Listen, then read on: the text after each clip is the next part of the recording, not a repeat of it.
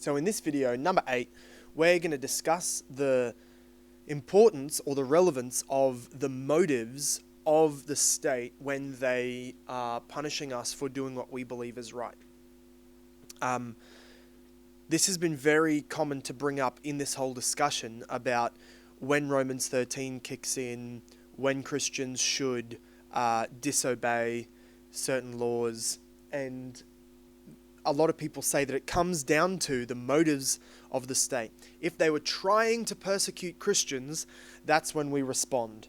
That's when we stop obeying what they're saying. But as long as it's a rule for everybody, and they're not trying to persecute Christians, it's just a blanket rule, everybody has to stay home from their worship service, everybody is not allowed to gather in groups, that's when they say it's not persecution, so we don't need to act like it's persecution, we need to just submit because they're not trying to persecute us. And that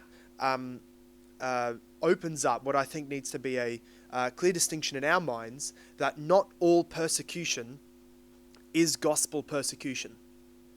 Not all persecution can rightly be claimed as religious persecution, and therefore, I'm a bit of a martyr in all of this. There is such a thing as political persecution. And I'm not saying that political is a bad word and that's it's a bad way to be persecuted. I'm not saying that it's a sinful thing to be politically persecuted. It may be the good thing to do, that if you stand up for righteousness, you get persecuted, but you need to define it as political persecution rather than religious persecution. So this might take, for example, somewhere in Canada where your freedom of, you're being shut down for saying something Christian online, or the churches there that some pastors have been thrown in prison and have to take it through court and all of that. They are suffering political persecution, not gospel persecution. The Canadian government has not said you are not allowed to preach Jesus. They've just said you're not allowed to meet in groups and do that as a church. Same thing happened here in New South Wales, I believe, and in I believe the other one was in New South Wales as well. Pastors who were gathering and got arrested and thrown in prison because they were gathering in groups. Now that is entirely different from what might happen in North Korea or Communist China, where when they find out that you've gathered and had church, it's not just political rules. They are actually intentionally trying to stop Christianity, its growth, its propagation, and its teaching. Those things, we just need to have a difference. Whoops, I'll put that on silent. We need to have the distinction of that in our own minds. Otherwise, we will conflate the issue and actually probably paint our political opponents or the state that we disagree with, we're painting them in too dark a shade. And I think we need to be careful about how we define things so that we don't accidentally slander people. So, let's just keep on moving on that.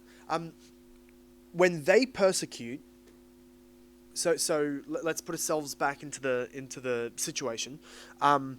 Maybe it's a gathering church. Maybe it's preaching on the street. Maybe it's an individual not wearing a mask, whatever.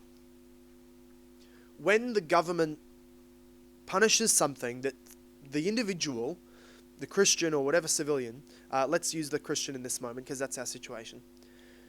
When the government persecutes or punishes a Christian for doing something they believe is right, the reasons that the government has to persecute and the reason I have to get persecuted are not necessarily the same.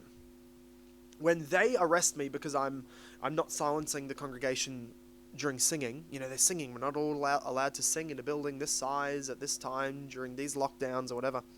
They have to wear masks, and I'm not requiring that of them, or a pastorate is not requiring that of their church, or I get a fine because we meet in a group for church. But I know that they would do the same thing if a secular group tried to gather. Brisbane Atheist group tried to have a gathering. They would also fine them if they did that, or they would go down and fine the mosque and everybody gathering there in the exact same way. I need to realize that, and be clear in what I'm saying, that they're not trying to squish out and crush out Christianity. I cannot assume that by these decisions, and it's going to be a sin for me to try to believe or come up with some conspiracy, right? Some people need to hear this. I'm not permitted, as somebody who is devoted to the moral standards of truth from the Word of God, it's slander to then say, they're persecuting me for being a Christian. The distinction needs to be, they are punishing me for political reasons only, because I broke the law of the land or the mandate of the land. But I'm willing to go through this political persecution because I believe that it is righteous before God. So those two, why I'm getting persecuted and why they are persecuting me, why they're willing to punish me and why I'm willing to be punished for this, are two different things. And, the history books might not show what I want them to show. I'd love to go down as a martyr who spent time in prison because I wouldn't stop preaching the gospel. Sure, that's what everybody wants in the history books. That might not be. It might just be you got a misdemeanor and you got a fine because you gathered in groups larger than the restrictions allowed. Well, that's sad, but that's what happens. But between me and God, I'm suffering for righteousness' sake. I can go in my conscience, if I'm in the prison cell for gathering a church, or if you're in the prison cell for singing at church, or for doing something that you believe you ought to have done. Between you and the state, they're just going to have purely political motives and charges against you. But between you and God, you can go to the Word of God and pray those psalms about being persecuted for righteousness' sake. Psalm 34 and the like. You can go to 1 Peter and look at those things about being persecuted for doing what is right. And the fact that it's not directly gospel persecution from a government that wants to crush out Christianity does not really change that much. So, the reason, we see this coming out of Scripture, for example, the early Christians only sometimes suffered religious persecution. And often they suffered, especially from Rome at the beginning, they just suffered political persecution. And if they were thinking like probably too many Christians do today, they think, oh, well, we shouldn't bother if it's political punishment. We should only seek to disobey when they are intentionally persecuting Christians. If they thought like that, then they would have, folded to all of the pressure that they were getting because it was political. For example, in Acts 17, I'm going to turn there. In Acts 17, we see a certain charge brought against Paul and his co-missionaries in Thessalonica that was not a religious charge. So that from the people of Thessalonica, they were being Paul was being, and his friend Jason, whose house he was staying in, they were being charged with something merely political. But the way we read it in Acts and the way that Paul would have responded to God would have been absolutely, I'm being punished because of my gospel mission. Religious persecution between me and God, I can call it, but political persecution, if I'm being accurate for why they're persecuting me. So in Acts 17, we don't see them bringing charges saying they need to stop preaching the resurrection of the dead. They need to stop telling people they can be justified by faith alone. They need to stop telling people that there's only one God. It wasn't that.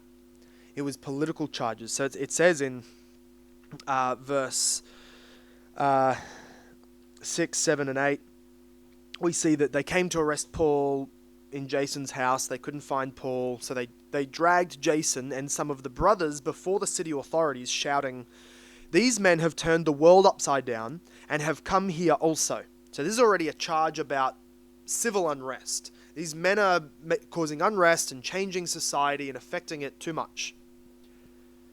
And verse 7, "And Jason has received them into his house, and they are all acting against the decrees of Caesar, saying that there is another king, Jesus." And the people and the civil authorities were disturbed when they heard these things. You see that the charge was not religious, it was political. They're breaking the law, saying there's another king. You're not allowed to say that there's another king. Caesar is Lord. There's only one king. To them it was political, but of course, as we read that, and as any pastor is going to go preach that, and as Paul would have thought through that, it was obviously theological. To us it's theological. Between us and God it's theological, but to the state authorities it might just be sheerly political. They're not saying you're not allowed to believe in Jesus, you're not allowed to preach, you're not allowed to go to church. You just have to acknowledge that Caesar is Lord. You just have to give him a little bit of reverence and partake in the civilian ceremony. Get over it. It's not a big deal. It's one little pinch of incense. Put it on the altar and say, Caesar is Lord. That's how we keep the peace in Rome. Everybody acknowledges, whatever other gods you worship, that Caesar is Lord above all lords, and you owe him your highest sense of obedience. Just say that. To them it's political. To us, that's obviously theological. Because if I say Caesar is Lord and there is no other king but and there is no other king but Caesar, I'm not just making a political statement. I'm committing a heresy. There is heresy involved in giving Caesar what is obliged to God, which is total and complete authority and total and complete obedience. Or again, we see this reality at play in John 19, when Jesus is taken to Pilate to be judged. The Jews throw him over to Pilate, and it says in verse 12 that at that point, Pilate sought to release him because he had found nothing wrong with him. He had sought to release him, but the Jews cried out. Now, watch their clever political move here. They say, if you release this man, you are not Caesar's friend. Everyone who makes himself a king opposes Caesar. That's why Pilate was pressured to now start digging into Jesus a bit more and ended up punishing and killing him. He didn't want to upset Caesar because there was political claims being made about Jesus. And so again, what we see being in the Jews' mind is, well, Pilate's not going to listen if we make it all theological. He's not going to care if he's committing blasphemy.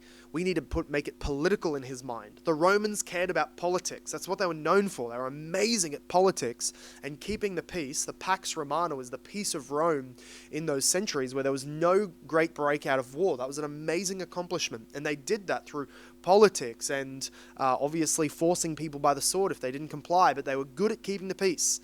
And so they're saying, let's tell Pilate this is political, and it's a political advantage to punish Jesus. Let's not tell him it's theological. And the same may be the case with us.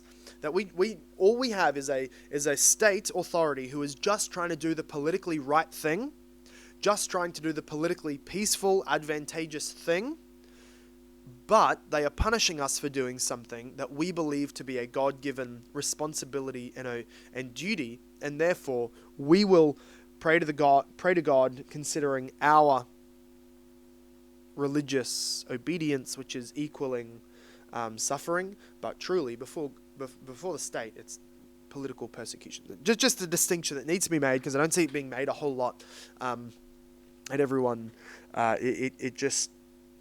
it makes people out to be a bigger martyr than they really should be making themselves, and it slanders the opposition. The other point that this comes down to, when we're talking about the motives of the civil authority, it comes down to this application. This is where I see the conversation happening. A lot of pastors will say, again, the civil authority is not trying to persecute us Christians. They're just making blanket statements for everybody. But that doesn't mean that we have to comply. That doesn't mean that there's no room to disobey. Just because the government has, at least on paper, a good, helpful motivation for making these laws. We're all in this together. We're trying to help everybody. We're trying to keep people from dying. We're trying to keep people healthy. We're trying to do good for you. Can't you see we're helping you? Just because they say that does not mean they get a free blank check, free ticket to have all the authority they want to tell us what to do. Okay, that's what has been called by some people therapeutic totalitarianism, or therapeutic tyrannical authority. It's therapeutic because they're telling you, and they may mean it. I'm not even saying that they're liars. I'm not saying they're necessarily evil in saying this. They're honestly trying to do the right thing. They're telling us it's to keep us safe or do us good, and that may be good and that may be true, and they do have honest motives here. But just because they say, trust us, we're trying to help you, doesn't mean that God binds us and God tells us to give up God-given freedoms and rights. And again, if you're antsy about the whole language of freedoms and Christians shouldn't care about our freedoms, please go back and listen to the previous videos. So it may be true that the government is trying to do a very beneficial thing. They're not trying to poison us all, they're trying to help. But just because they say that doesn't mean they get to do whatever they want, and doesn't mean they get to take all of our freedoms. That's what leads to a therapeutic totalitarianism. As long as it's in the sake of public health, they have all authority on heaven and earth. Because they don't just get to, as long as they say it's for my good, jab you, freeze me for a portion of time if they think it's going to help prolong my life, take things away from me, re-educate my kids, force certain foods on me. I'm not saying our government's doing any of this. I'm just saying just because they're saying it's good for us doesn't mean they're allowed to do any of that stuff. For example, what if the government passed a law, an Australian government passed a law that everybody has to wear one of those Apple Watches that tracks your medical vital signs, and that tracks you so that you can be found, and that can alert people if you get knocked or you bang or your pulse drops. That will be good. That would objectively be good for everybody's health, everybody's safety. If they pass that law, you are absolutely free to object to obeying that, because just because they say it's for our good doesn't mean they get a blank check of authority. I think I made that pretty clear. I'm free to obey if I want, and it's not sin to do so, but I am also free to not obey, as long as I am in general submissive to God's government.